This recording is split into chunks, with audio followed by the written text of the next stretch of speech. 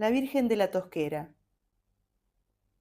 Silvia vivía sola en su departamento alquilado, con una planta de marihuana de 1,5 metros en el patio y una habitación enorme con el colchón en el piso.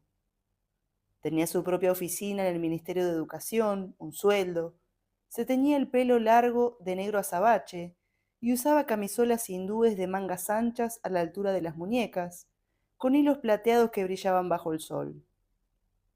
Era de Olavarría y tenía un primo que había desaparecido misteriosamente mientras recorría el interior de México. Era nuestra amiga grande, la que nos cuidaba cuando salíamos y la que nos prestaba la casa para que pudiéramos fumar porro y encontrarnos con chicos.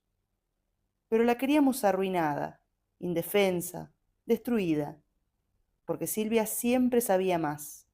Si alguna de nosotras descubría a Frida Kahlo, ella ya había visitado la casa de Frida con su primo en México, antes de que él desapareciera. Si probábamos una droga nueva, ella ya había tenido una sobredosis con la misma sustancia.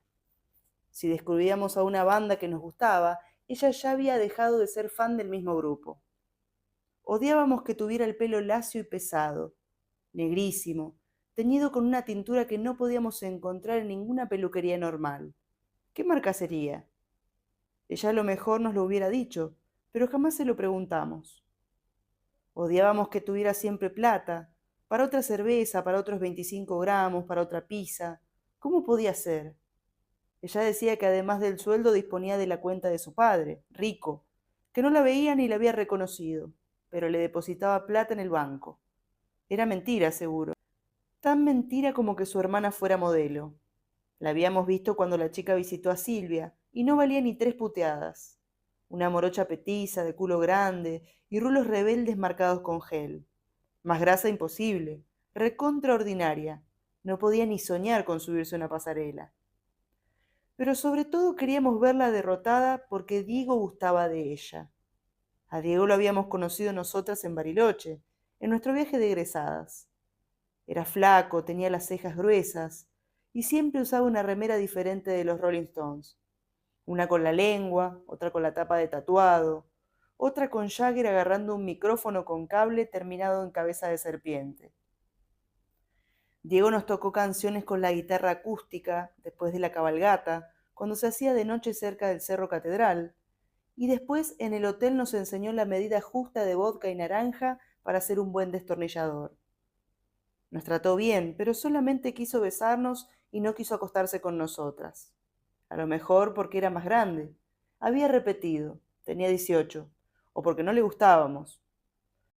Después, cuando volvimos a Buenos Aires, lo llamamos para invitarlo a una fiesta. Nos prestó atención un rato hasta que Silvia le dio charla. Y desde entonces nos siguió tratando bien, eso sí, pero Silvia lo acaparaba y lo deslumbraba, o lo abrumaba. Las opiniones estaban divididas, con sus historias de México y peyote y calaveras de azúcar. Ella también era grande, hacía 2 años que había terminado la secundaria. Diego no había viajado mucho, pero quería irse de mochilero al norte ese mismo verano. Silvia ya había hecho ese recorrido, claro, y le daba consejos. Le decía que la llamara para recomendarle hoteles baratos y casas de familia que daban alojamiento. Y él se creía todo, a pesar de que Silvia no tenía ni una sola foto, ni una, para probar que ese viaje, o cualquiera de los otros, porque era muy viajada, había sido real. Ella fue la que apareció con la idea de las tosqueras ese verano, y tuvimos que concederle. Fue una muy buena idea. Silvia odiaba las piletas públicas y las del club, hasta la de las quintas o casas de fin de semana. Decía que el agua no era fresca, que la sentía estancada. Como el río más cercano estaba contaminado, ella no tenía dónde nadar. A nosotras nos parecía, ¿quién se cree que es Silvia? Como si hubiera nacido en una playa del sur de Francia. Pero Diego escuchó la explicación de por qué quería agua fresca y estuvo totalmente de acuerdo. Hablaron un poco de mares y cascadas y arroyitos, hasta que Silvia mencionó las tosqueras. A alguien en el trabajo le había dicho que podía encontrar un montón en la ruta para el sur, y que la gente apenas las usaba para bañarse, porque les daba miedo. Se decía que eran peligrosas. Ahí mismo propuso que fuéramos el siguiente fin de semana, y nosotras aceptamos de inmediato porque sabíamos que Diego iba a decir que sí, y no queríamos que fueran los dos solos. A lo mejor si veía el feo cuerpo que tenía ella, unas piernas bien macetonas. Silvia decía que porque había jugado al hockey de chica, pero la mitad de nosotras habíamos jugado al hockey y ninguna tenía esos jamones. El culo chato y las caderas anchas. Por eso le quedaban tan mal los jeans. Se veía esos defectos, más los pelos que nunca se depilaba bien. A lo mejor no se podían sacar de raíz, ella era muy morocha.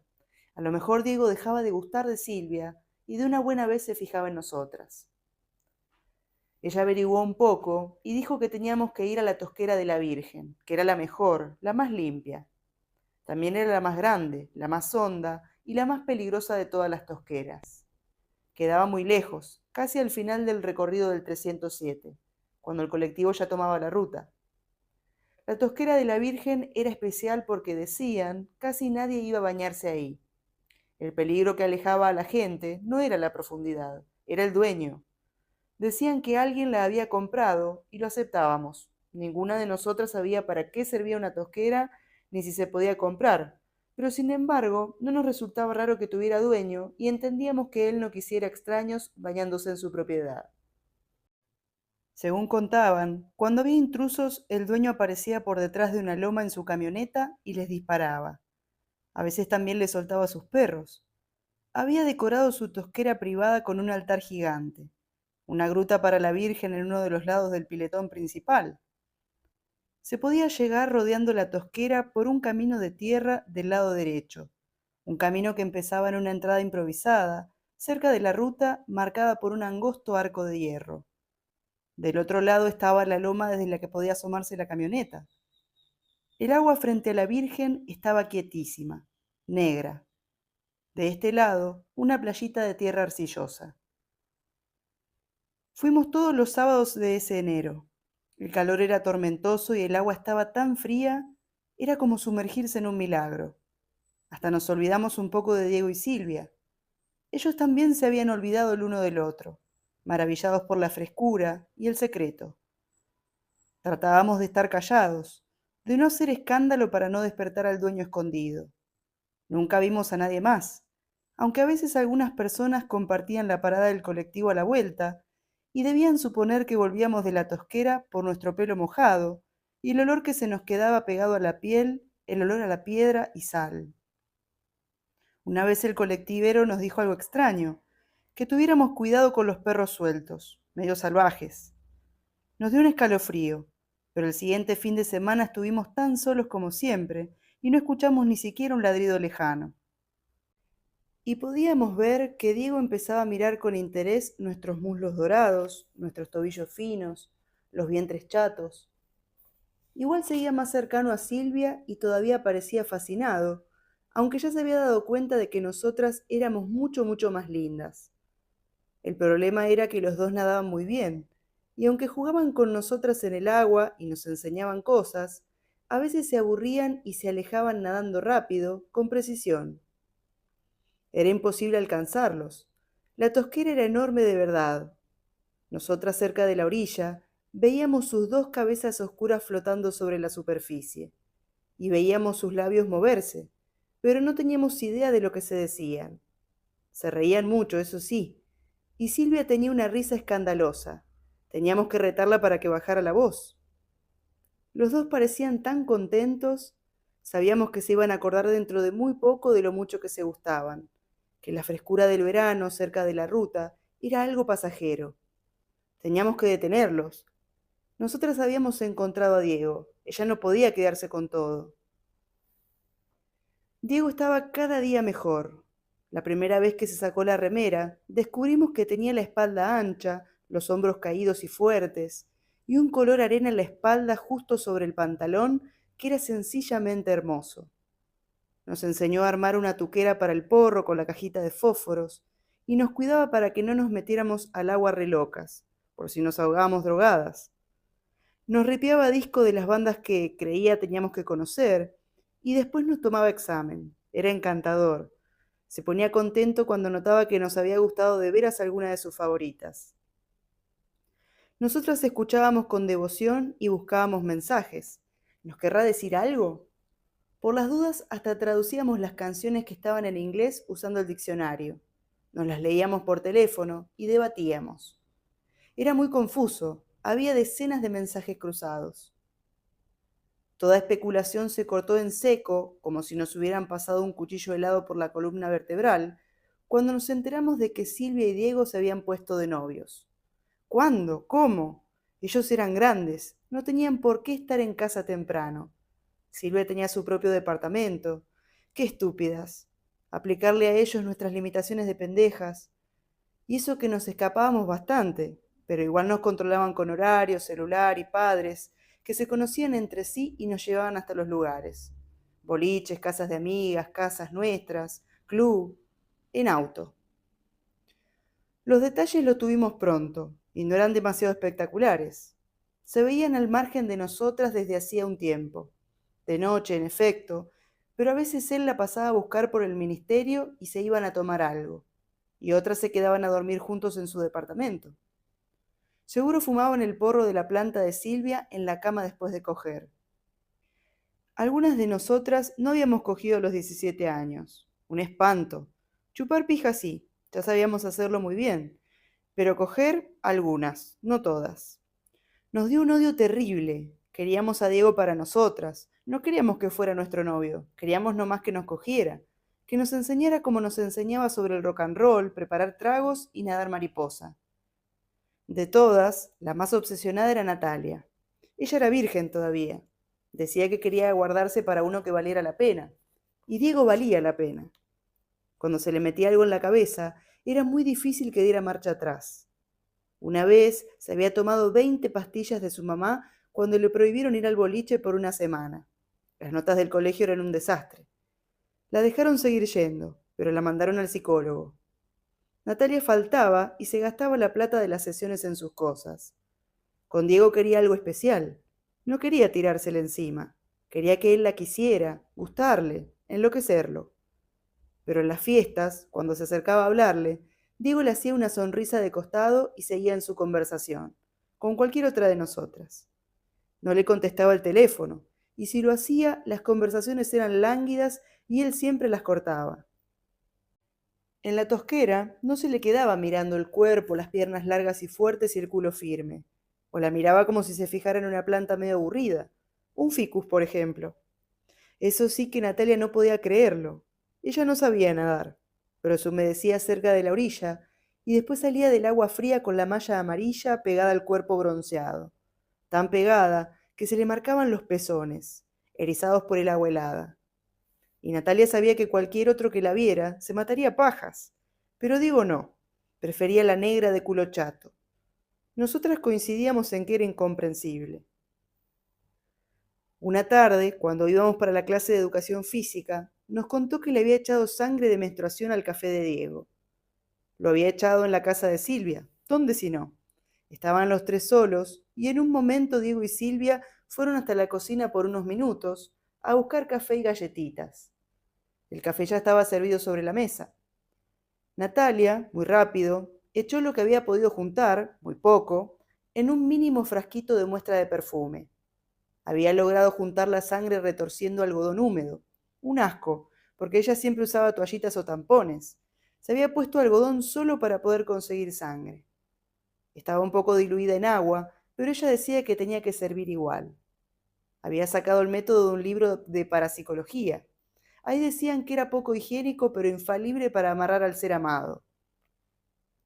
No funcionó. Una semana después de que Diego tomara la sangre de Natalia, la propia Silvia nos contó que estaban de novios y que era oficial. La siguiente vez que los vimos, no paraban de besuquearse. Ese fin de semana fuimos a la tosquera con ellos de la mano, y no lo podíamos entender. No lo podíamos entender. La bikini roja con dibujos de corazones de una, la panza chatísima con un piercing en el ombligo de otra, el excelente corte de pelo con un mechón en la cara, las piernas sin un solo pelo, las axilas como de mármol. Y él la prefería a ella. ¿Por qué? ¿Por qué se la cogía? Si nosotras también queríamos coger, no queríamos otra cosa. ¿O acaso no se daba cuenta cuando nos sentábamos sobre sus rodillas, apoyando el culo con mucha fuerza y tratando de manotearle la pija con la mano como con un descuido? O cuando nos reíamos cerca de su boca, mostrándole la lengua. ¿Por qué no nos tirábamos encima de él y listo? Porque nos pasaba a todas. No era solamente la obsesión de Natalia. Queríamos que Diego nos eligiera. Queríamos estar con él todavía mojadas del agua fría de la tosquera, cogiendo una tras otra, él acostado sobre la playita, esperando los disparos del dueño, y correr hacia la ruta medio desnudas bajo una lluvia de balas. Pero no. Estábamos ahí sentadas en toda nuestra gloria, y él besándose con Silvia culo chato, vieja además. El sol ardía, y a Silvia culo chato ya se le estaba pelando la nariz. Un desastre. Usaba protectores solares de cuarta. Nosotras impecables. En un momento, Diego pareció darse cuenta. Nos miró distinto, como si registrara que estaba con una negra fea. Y dijo, ¿por qué no vamos nadando hasta la Virgen? Natalia se puso pálida, porque ella no sabía nadar. Nosotras sí, pero no nos animábamos a cruzar la tosquera, que era muy profunda y larga. Si nos ahogábamos no había quien nos salvara. Estábamos en el medio de la nada. Diego adivinó. Silly y yo vamos nadando, ustedes agarren por el costado caminando y nos vemos allá. Quiero ver ese altar de cerca, ¿se copan? Dijimos que sí, que claro, aunque estábamos preocupadas, porque si le decía a Sil, a lo mejor nuestra percepción de que nos miraba distinto era equivocada. Nomás nos moríamos de ganas de que fuera así y ya estábamos medio locas. Empezamos a caminar. Rodear la tosquera no era fácil. Parecía mucho más chica cuando una estaba sentada en la playita. Era enorme. Debía tener unas 3 cuadras de largo. Diego y Silvia avanzaban más que nosotras, y veíamos las cabezas oscuras aparecer a intervalos, medios doradas bajo el sol, tan luminosas, y los brazos levantando surcos de agua resbaladizos. En un momento tuvieron que parar. Lo vimos desde el costado. Nosotras bajo el sol, con polvo pegado al cuerpo por la transpiración, algunas con dolor de cabeza por el calor y la luz fuerte en los ojos, caminando como si anduviéramos cuesta arriba. Los vimos parar y hablarse. Silvia se reía tirando la cabeza para atrás y manteniendo los brazos en movimiento para no hundirse. Eran demasiados metros para nadar de un tirón. Ellos no eran profesionales. Pero a Natalia le dio la impresión de que no paraban nomás por cansancio. Creyó que estaban tramando algo. A esa yegua se le ocurrió alguna, dijo, y siguió caminando hacia la Virgen, que apenas se veía dentro de la gruta. Diego y Silvia llegaron justo cuando nosotras doblábamos a la derecha, a caminar los últimos 50 metros que nos separaban de la gruta de la Virgen. Seguramente nos vieron resoplando, con las axilas oliendo a cebolla y el pelo pegado a las sienes. Nos miraron bien, se rieron igual que lo habían hecho cuando dejaron de nadar, y se volvieron a tirar al agua, para nadar con toda velocidad de vuelta a la orilla de la playita. Así nomás. Se les escucharon las carcajadas burlonas junto al chapuzón. Chau, chicas, gritó Silvia triunfal antes de volver nadando y nosotras ahí heladas a pesar del bochorno. Qué cosa rara, heladas y más muertas de calor que nunca, con las orejas ardiendo de odio mientras los veíamos irse, riéndose de las tontas que no sabíamos nadar, imaginando nuestros propios reproches. Humilladas, a 50 metros de la Virgen, que ya nadie tenía ganas de ver, que ninguna de nosotras había tenido ganas de ver nunca. Miramos a Natalia.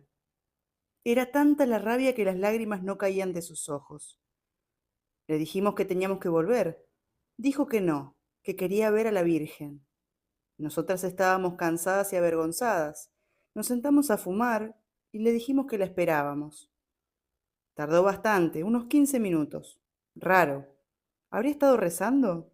No le preguntamos. La conocíamos bien cuando se enojaba. A una de nosotras nos había mordido en un ataque de furia, de verdad, un mordiscón enorme en el brazo que había dejado una marca por casi una semana. Volvió con nosotras. Nos pidió de fumar una pitada.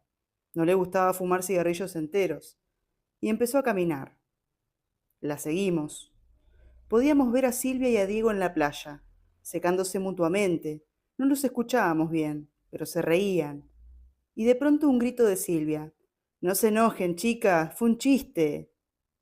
Natalia se dio vuelta en seco. Estaba cubierta de polvo. Tenía polvo hasta en los ojos. Nos miró fijo, estudiándonos. Sonrió y dijo, no es una virgen. ¿Qué cosa? Tiene un manto blanco para ocultar, para taparla, pero no es una virgen.